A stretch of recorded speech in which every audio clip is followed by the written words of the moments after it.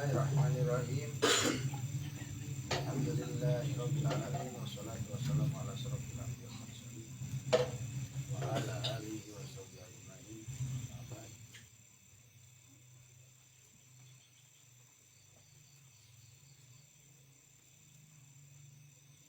Walamma balagu isna asyara sanatan rahala bi sallallahu alaihi wasallam nuhu ilal biladi sabiyah warfahu rahibu bahiran lima hajahu minasibah wa qala inni arahu sayyidal alamin wa rasulullah wa nabiyah wa inna lanajiduna fil kutubil qadimati samawiyah wa amaru anahu biraddihi ila maqatan khawfan alayhi min ahli dinil yahudiyati faraja'abi walama balaga isna asyara sanah Nabi sallallahu alaihi ila biladi samiyah. Lama balagu isna asar sana. Begitu Rasulullah sallallahu alaihi wasallam mencapai umur 12 tahun. 4 tahun ditinggalkan ibunya, 2 bulan di kandungan ditinggalkan ayahnya. Kemudian begitu masuk usia Rasulullah sallallahu alaihi wasallam 12 tahun, beliau rohala bihi amruh ilal biladi sam. Rasulullah Shallallahu Alaihi Wasallam dibawa oleh pamannya Abu Talib, dibawa ke kota Sam, dibawa bepergian ke kota Sam. Begitu masuk pada kota Sam, arafahu rahib bahiran. Ternyata beliau Rasulullah Shallallahu Alaihi Wasallam bertemu dengan seorang pendeta. Beliau bertemu dengan seorang biarawan. Setelah bertemu dengan Rasulullah SAW, wa'arafahu rahib bahiran di mahajah, dan ternyata rahib ini mengenali sifat-sifat kebaikan dalam diri Rasulullah SAW. Tanpa dikasih tahu pun sudah terlihat dari mulai bentuk tubuh, keindahan tubuhnya, dari mulai keindahan akhlaknya, dan terlihat pula dari keanehan-keanehan yang dialami oleh Rasulullah SAW sewaktu pergi ke Sam. Seperti contoh misalnya Rasulullah SAW beristirahat di satu tempat, kemudian di atasnya diikuti awan. Nah, ini terlihat oleh si rahib.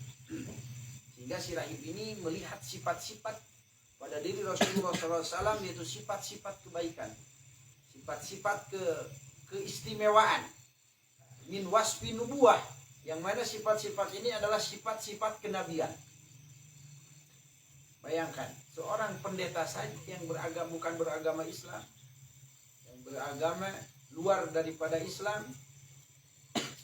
tapi karena sang pendeta ini betul-betul mengikuti kitab Taurat, dia mengikuti benar-benar mengamalkan kitab Taurat, karena di dalam kitab Taurat di sana diceritakan akan ada nabi terakhir yang sifatannya beginilah, kurang lebih seperti itu.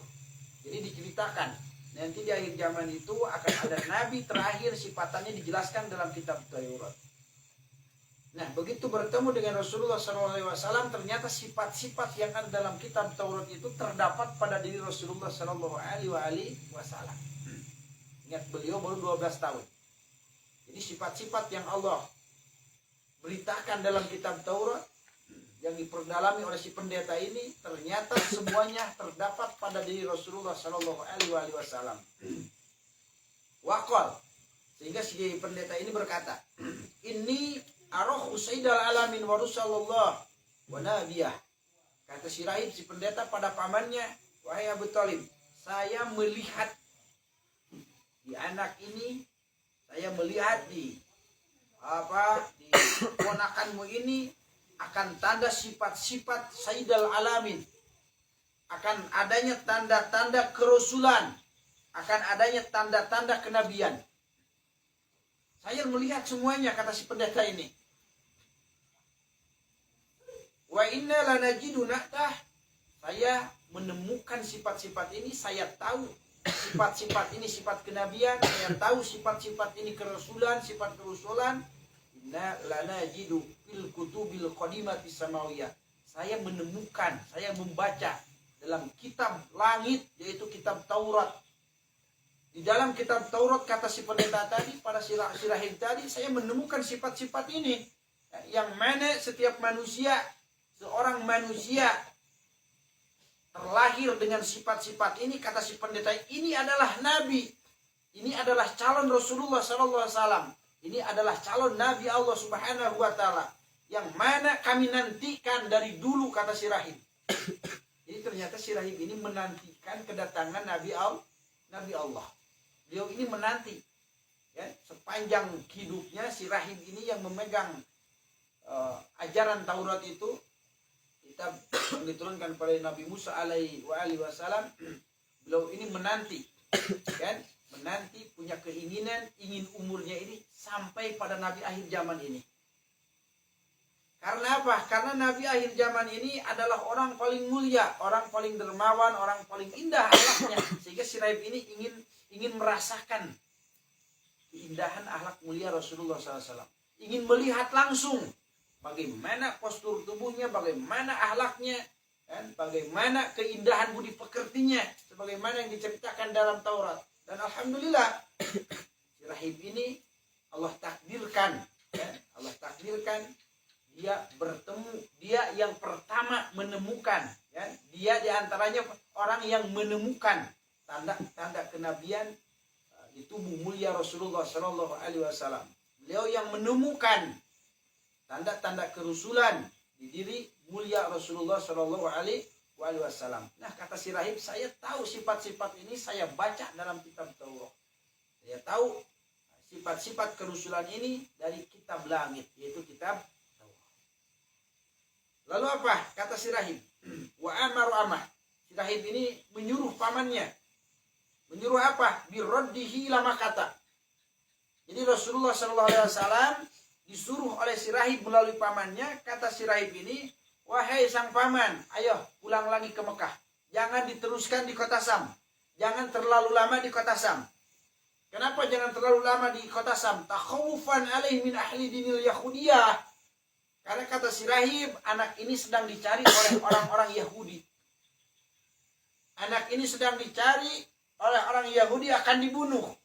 Karena orang Yahudi pun tahu akan ada satu nabi akhir zaman yang mana akan mengalahkan agama mereka.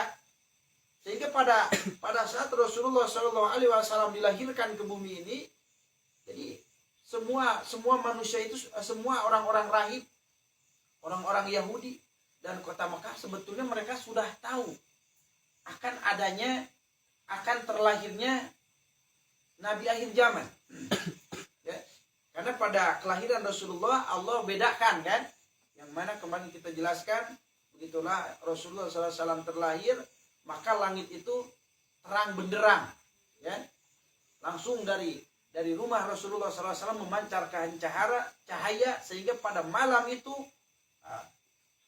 di tengah malam yang mana seharusnya gelap gulita, pada saat itu terang benderang, sehingga manusia dari berbagai kabupaten melihat fenomena itu, kan? Melihat keajaiban itu, sehingga orang-orang Yahudi dan pendeta yang lain, mereka tahu bahwa Nabi akhir zaman telah terlahir. Maka orang-orang Yahudi di sini mengutus para tentaranya untuk mencari pada malam tersebut bayi yang lahir itu berapa, di mana saja. Kemudian mereka incar, maksudnya apa? Maksudnya akan dibunuh, karena dia tahu jika bayi ini besar, jika bayi ini sampai dewasa, maka agama mereka akan kalah, ya. Maka agama yang dibawa bayi ini akan masuk pada seluruh negara, akan menguasai dunia. Mereka tahu itu, sehingga diincarlah Rasulullah SAW akan dibunuh oleh orang-orang Yahudi.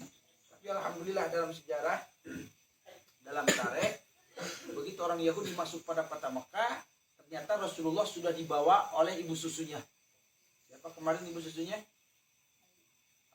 Yang Sayyidah Halimah, dibawa ke kampung halamannya. Jadi sudah ditemukan, alhamdulillah. Ini adalah permainan Allah. Kan? Begitu orang Yahudi datang ke Mekah, tahu bahwa di sana ada kelahiran bayi yang istimewa, dan bayinya alhamdulillah telah Allah selamatkan, mulai dibawa oleh ibu susunya. Alhamdulillah. Tetapi begitu 12 tahun dibawa ke kota Sam, nah ini orang Yahudi ini belum berhenti mencari sosok Rasulullah Shallallahu Alaihi Wasallam. Dia tetap ingin bunuh Rasul. Maka si rahib ini karena tahu kebinasaan orang-orang Yahudi, karena tahu tujuan orang Yahudi, maka tadi si rahib itu menyuruh pamannya untuk kembali ke kota Makkah. Takhawfan alaih min ahli dinil Yahudiyah, karena takut Rasulullah didapatkan oleh orang Yahudi dan dibunuh. Lihat, orang istimewa itu dari mulai lahir sudah diincar orang dolim.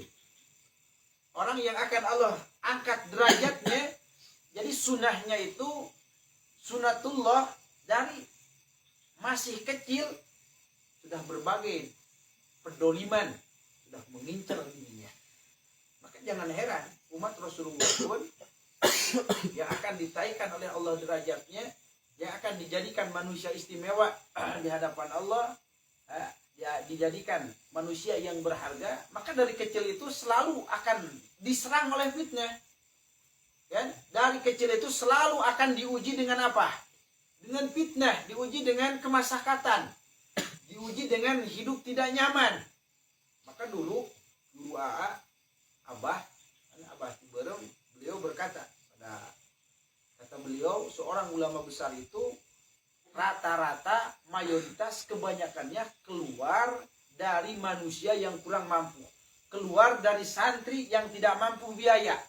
Kan? Kebanyakannya ulama-ulama besar, wali-wali Allah, kan? Ulama-ulama yang masyhur, mereka dikeluarkan, dicetuskan. Seorang santri yang kurang biayanya, seorang santri yang sanggup menahan masyarakat di pondoknya. Ini kebanyakannya. Dulu Guru A berkata seperti itu. Dan ternyata ini benar. Jika kita teliti seorang ulama besar, maka mereka itu mengalami apa? Pahit hidup di awal. Jadi rata-ratanya ulama besar itu di awalnya itu sangat pahit sekali. Kenapa seperti itu? Karena ini min jumlati sunatillah, ini sudah menjadi sunnah Allah. Karena ini sudah dicontohkan sewaktu Rasulullah Shallallahu Alaihi Wasallam. Beliau terlahir langsung diincar akan dibunuh. Artinya terkena fitnah dari mulai lahir sampai beliau dewasa, kena masakat, ditinggal ibunya. Kan? Sampai oleh kakeknya ditinggal lagi. Terus Rasul itu digoncang kehidupannya dengan kemasakatan. Dan lihat di akhirnya, beliau menjadi manusia terbaik di dunia ini. Beliau menjadi manusia teristimewa di dunia ini. Kan? Dan artinya untuk mencapai derajat mulia ini, untuk mencapai derajat istimewa, mau tidak mau kita ini harus berhadapan dengan kemasakatan. Mau tidak mau kita ini harus selalu berhadapan dengan fitnah. Tidak mungkin kita diistimewakan oleh Allah tanpa kita merasakan fitnah. Kalau kita tidak mau terkena fitnah oleh orang lain, artinya kita tidak mau ditaikan derajat oleh Allah. Paham ya? Jadi ini adalah tantangan untuk orang yang ingin naik derajat. Ini adalah tantangan untuk manusia-manusia yang ingin derajatnya ditaikan oleh Allah Subhanahu wa taala sehingga jadi manusia-manusia berharga. Dengan kata lain, seseorang ingin hidupnya berharga, ingin berwibawa, maka harus siap fitnah. Harus siap di awal masakat dulu. Harus siap di awal itu kaluman dulu. Paham? Mau tidak jadi manusia berharga? Wah. Mau tidak? Berarti kita harus siap apa? Siap masakat. Kita harus siap difitnah orang. Ada kalanya kita harus siap tidak disenangi orang. Karena Rasul pun seperti itu. Ini sudah dicontohkan oleh Rasul. Dan ini telah terjadi pada guru-guru kita pula. Ini telah terjadi pada ulama-ulama kita terdahulu. Yang mana dari mulai masa di pondok sampai sudah menjadi ulama, tidak pernah lepas dari fitnah. Tidak pernah lepas dari dolim-dolim umat-umat yang lain. Dan ini mau tidak mau harus seperti itu. Karena ini adalah sunatullah. Manusia itu semakin derajatnya tinggi, maka semakin besar pula fitnah dan dolim. semakin kecil derajat manusia, maka fitnah dan dolim orang lain itu semakin kecil. Jadi fitnah itu besar dan kecilnya terjadi pada diri kita itu sesuai dengan kadar derajat keunggulan kita. Semakin besar kita menjadi ulama, maka semakin besar pula yang memusuhi kita. Bertambah yang memusuhi kita, yang tidak senang pada kita. Semakin masyhur kita jadi ulama Allah, mensiarkan agama Allah, kalian jangan heran, maka akan bertambah fitnah pada diri kita dan akan bertambah orang yang kurang senang pada kita. Ini tidak boleh lepas. Ini sudah seperti itu dari sananya. Tidak mungkin kalau seorang ulama tidak terkena fitnah, tidak mungkin. Paham? Guru kita saja, khususnya guru dulu. Bah di Ciberem, umurnya itu kurang lebih 90 tahun. Kurang lebih anggap saja 90 tahun. Kurang 2 tahun kalau tidak salah. Beliau dari mulai mukim di Ciberem, kalau tidak salah kurang lebih 60 tahun lebih. Beliau mukim di Ciberem. Dan kemudian teliti kehidupannya, lihat kehidupannya Guru Mulia Abah Ciberem ini ternyata dari mulai mukim sampai beliau meninggal, beliau tidak pernah terlepas dari fitnah. Beliau tidak pernah terlepas dari dolim-dolim orang-orang yang tidak senang. Sampai pada waktu meninggal, kan? Padahal beliau mengabdikan pada rakyat itu 60 tahun. Sampai pada waktu meninggal itu, sampai terdengar ada yang tidak mau ikut tajiah.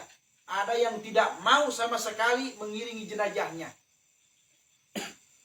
Padahal beliau selama 60 tahun itu mengabdikan dirinya, menyiarkan agama Allah pada rakyat. Tanpa pandang bulu, tanpa digaji, bayangkan oleh kalian. 60 tahun beliau abdikan pada rakyat, kan? Beliau menyelamatkan rakyatnya. Sampai-sampai kalau hujan, ini akan suka ngantar kan?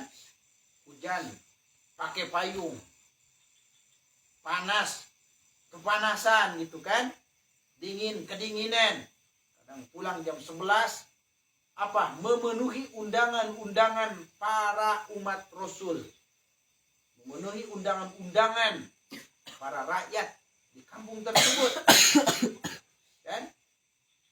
Hatta sampai yang tidak mau mengiring jenazahnya pun begitu. Kan? Begitu mengondang Abah, tak pernah Abah tolak. Masya Allah. Masya Allah. Beliau tak pernah menolak, lihat perjuangannya. Keikhlasan guru kita. Tapi apa balasan mereka? Jika kita melihat sejarah ini, kita akan tahu. Artinya semakin besar keilmuan kita, maka akan semakin bertambah fitnah. Semakin besar keilmuan kita, maka akan bertambah orang yang tidak senang pada kita. Tapi jangan kecil hati, akan bertambah pula orang yang mencintai kita. Paham ya? Jadi akan bertambah orang yang tidak senang, akan bertambah pula orang yang mencintai kita. Itu sunahnya. Dan ini terjadi pada diantaranya guru Ciberem. Sekian puluh tahun mengabdi itu ujung-ujungnya apa? Ujung-ujungnya dibenci. Enak tidak kira-kira menurut akal kamu? Enak tidak? Kita kasih kebaikan, malah yang dikasih kebaikan malah membenci. Parah kan?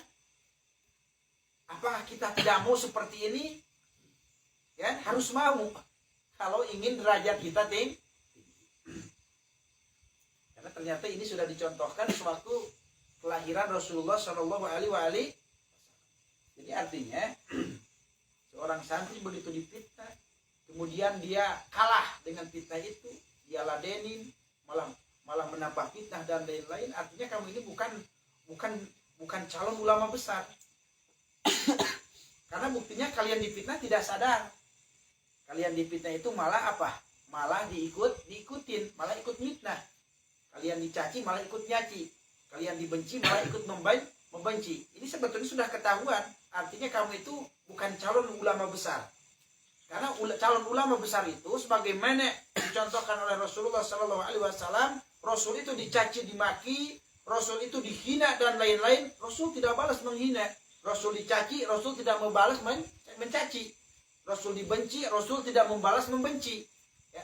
Nah kita pun jika ingin dicalonkan jadi ulama Allah yang besar, ulama ul akhirah, ulama yang ditanggung oleh Allah Subhanahu Wa Taala, maka kenali sifat-sifat ini. Ingat, kenali bahwa sosok calon ulama besar itu dari mulai di pondoknya akan selalu terkena fitnah, dilemahkan, diledek mungkin terjadi, ya, tidak dipandang istimewa mungkin bisa terjadi, ya, dilecehkan dan lain-lain mungkin bisa terjadi, dihina mungkin bisa terjadi. Tapi ingat, kalian harus bertahan, kan?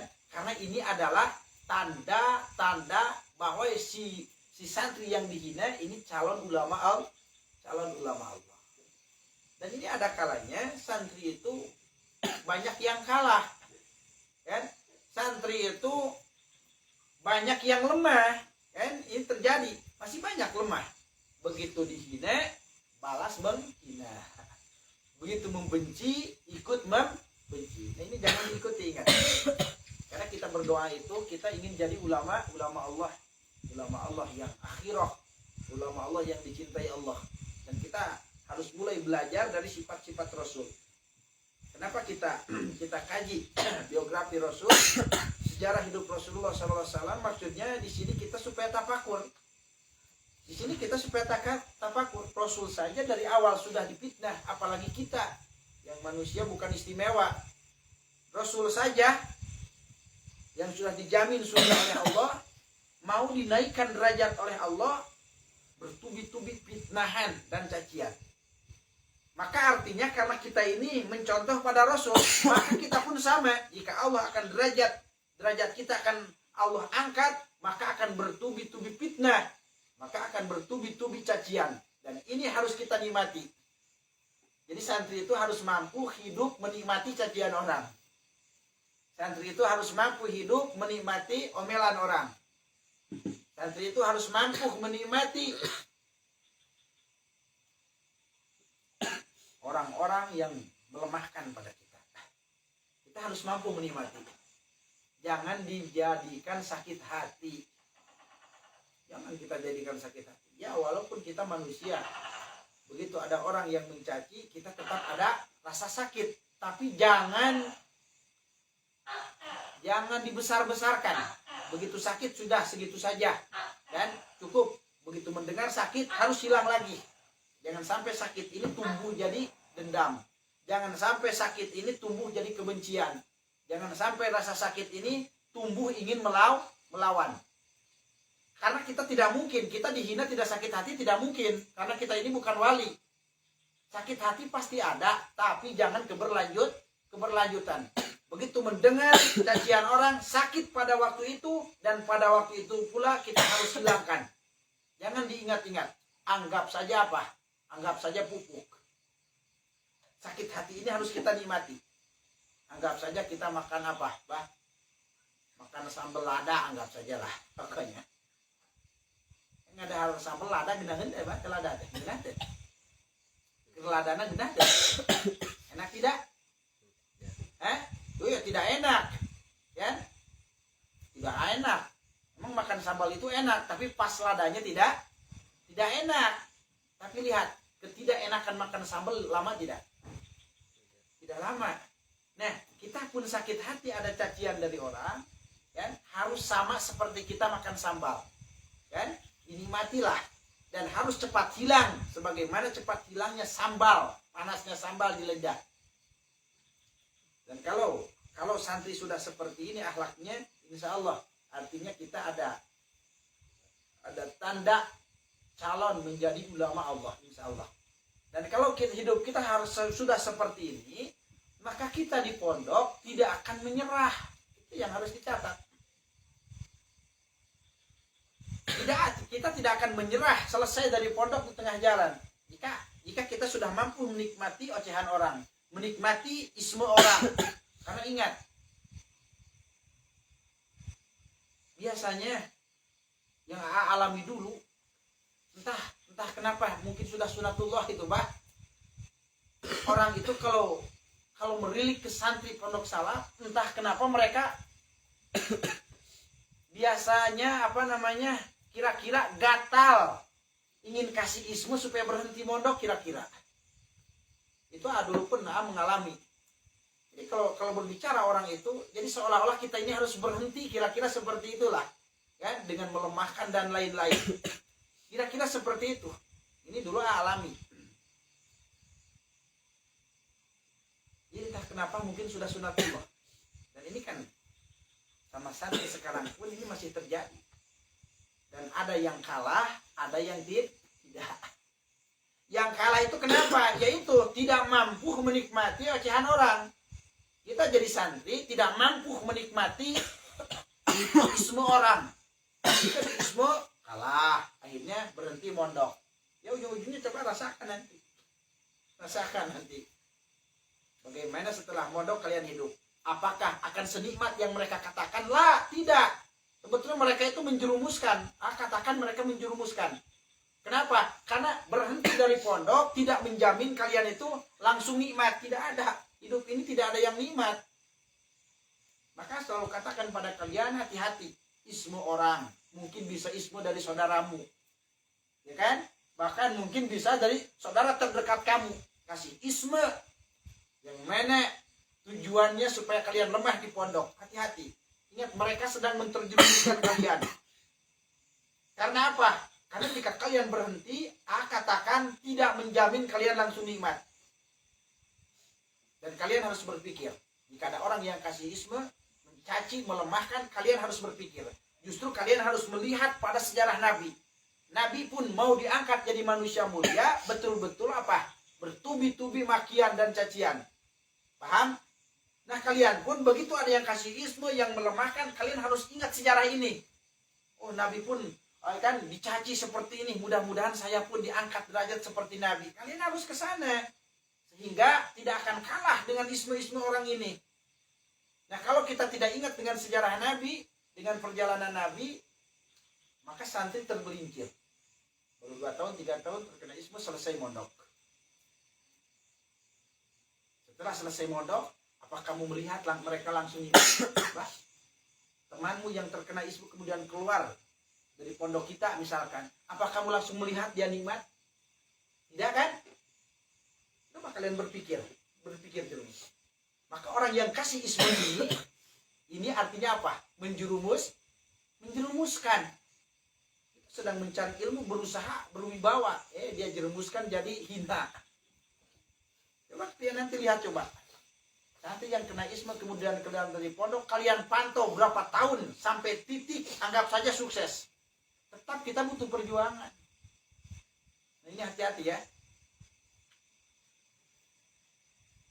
Hati-hati Bang. Jangan sampai kita terkena isma. Kalau ada dinikmati. Ingat, orang yang kasih isma ini menjerumuskan. Kata menjerumuskan. Justru kalian itu harus mampu berdebat sebetulnya. Jika ada yang melemahkan, justru kalian harus mampu berdebat. Bahkan kalian itu harus mampu melontarkan, apakah jika saya keluar dari pondok, apakah kamu mampu menjamin saya nikmat hidup? Mampu menjamin saya sukses? Kalau mampu menjamin saya keluar. Harusnya seperti itu. Bukan peletet, selesai. Santri itu harus gagah.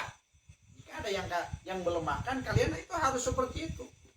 Jika Anda jamin saya, itu kan keluar dari pondok, saya langsung nikmat, saya siap keluar, selesai.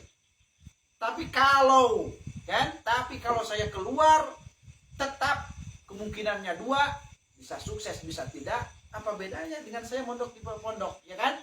Apa bedanya saya dengan mengkaji? Betul tidak, Pak?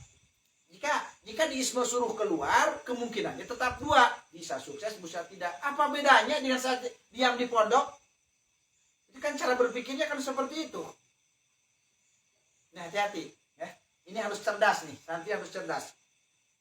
Jadi emang di masa sekarang ini emang orang itu ngomong itu sudah tidak dengan ilmu. Jadi manusia itu jika ngobrol sudah dengan nafsu. Sehingga seolah-olah ucapannya ini benar. Padahal jika kita berani mendebat, yakin mereka akan kalah. Karena mereka dengan nafsu. Paham? Jika kita berani berdebat, insya Allah mereka kalah karena mereka dengan nafsu. Ya, kita ini berbicara dengan ilmu, bukan dengan nafsu. Dan kebanyakan ingat dengan nafsu. Nah ini sekarang terjadi, bukan hanya di pondok kita saja. Di pondok-pondok yang lain pun yang namanya santri itu selalu terkena isme seperti itu. Kan? Dan bukan 1, 2, 3 sampai belasan, bahkan bisa puluhan, bisa ratusan.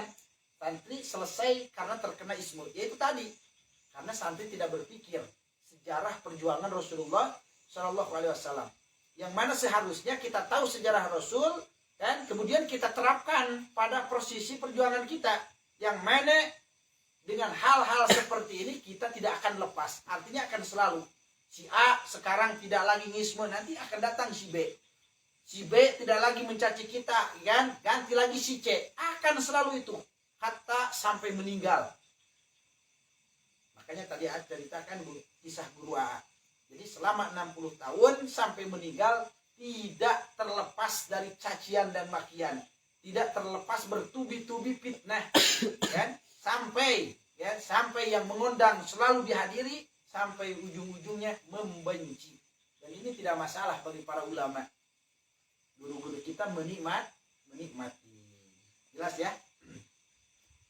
Nah, jelas.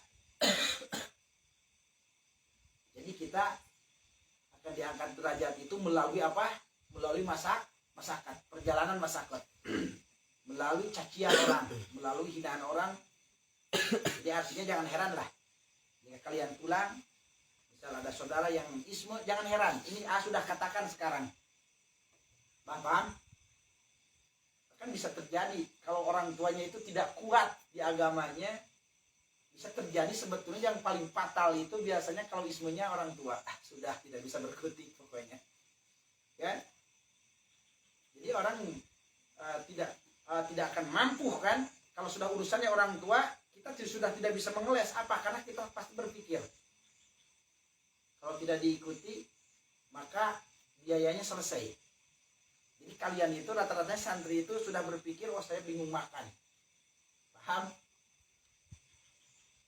Oh kata abah mana mungkin orang tua kasih semua, ada. Tidak akan katakan kalau tidak ada. Ada. Dan kalau kalah ya nasib kalian berarti bukan calon ulama. Jika kuat berarti kalian calon ulama. Padahal sebetulnya jika kalian kuat tetap di pondok, tetap yang namanya orang tua tetap akan luluh, karena kasih sayang orang tua itu melebihi apapun. Ya pertama itu mungkin mereka anggap saja tersinggung, tapi jika bertahan di pondok nanti pun akan luluh dengan berkah pondok. Itu banyak ceritanya. Kita pun suka mendengarkan kasus si Ki Ahmad kan pertama dibenci kan, orang tuanya tidak senang, buktinya apa, Bah? Ujung-ujungnya apa? Disayangi. Kenapa? Karena teguh istiqomah dalam agama. Dan Ki Ahmad ini memang punya keyakinan kelak nanti pun orang tuanya akan tersentuh dengan ilmu Allah, betul. Dan kita pun sama, jika kita bertahan, orang tua kurang senang misal, nanti pun akan dengan berkah ilmu Allah akan luluh. Cuma butuh waktu. Cuma kalian pasti pondok itu harus belajar masakon. Jangan terlalu leha-leha, jangan terlalu enak-enakan. Karena di pondok terlalu manja, terlalu enak, nyaman.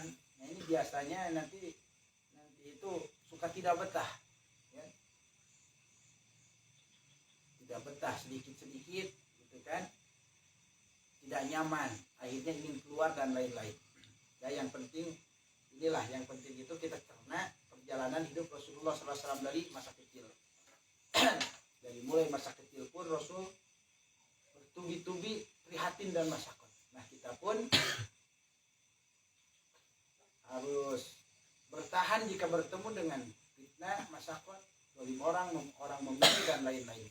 Anggap saja ini adalah tanda bahwa kita akan dicalonkan oleh Allah menjadi ulamaul akhirah. Anggap saja tanda.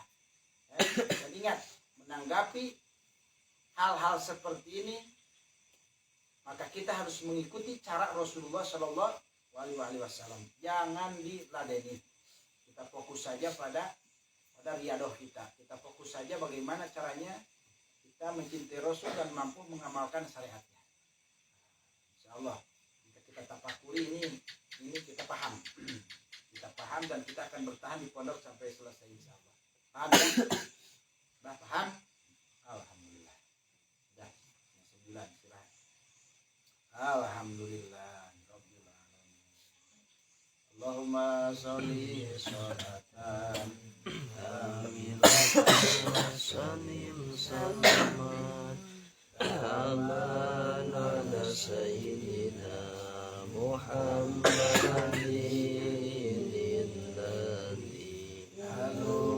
به القدوم تنفرج به الكرب وتقضى به الهوائج وتنال به الرغائب والصلوات به ويستسقي الغمام بوجهه